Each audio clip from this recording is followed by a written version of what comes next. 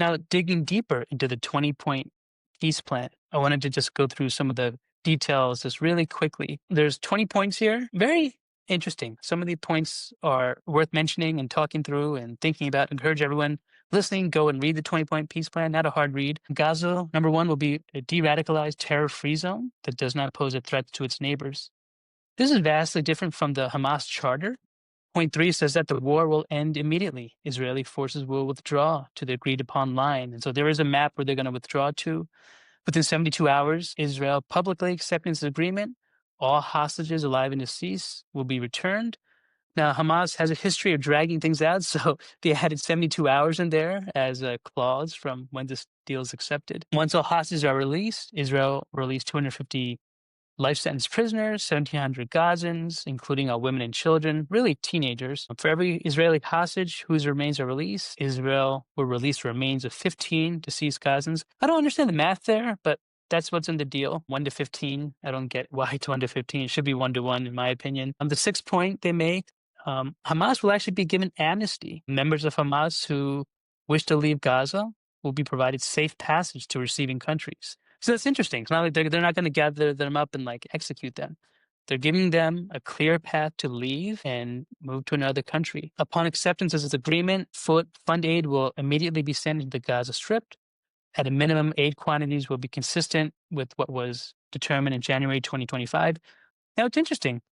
Here's where my light bulb goes off, and I'm a little scared about the distribution of this aid will pass through the UN and its agencies and the Red Crescent. Now, my understanding in the past, I'm not sure about the reliability of relying on the UN for the distribution of humanitarian assistance in this region, given that we know that many people who were part of this terror network were funded by UN payroll. So, we do have evidence that members of Hamas were being funded indirectly through UNRWA, and money was obviously being funneled to them. So my thinking hat goes on there. I think we need some more oversight there. Another interesting point nine in that 20-point peace plan, a temporary transitional governance. So there's going to be a temporary government set up. Really fascinating there. You're not going to have, Hamas taking over or another Middle Eastern country. It's going to be a political Palestinian committee. The committee will be made up of qualified Palestinians, international experts, with oversight and supervision by a new international transitional body called the Board of Peace, headed and chaired by Donald Trump. I thought that was funny, right? Like the Board of Peace sounds like something Trump made up at the White House. I don't know, it just sounds like something he made up. Now, what's interesting here, and this is a little controversial, I think Israel made a huge concession on this next point. The body will set the framework and handle the funding for the redevelopment of Gaza until such a time as the Palestinian Authority has completed its reform program and takes over.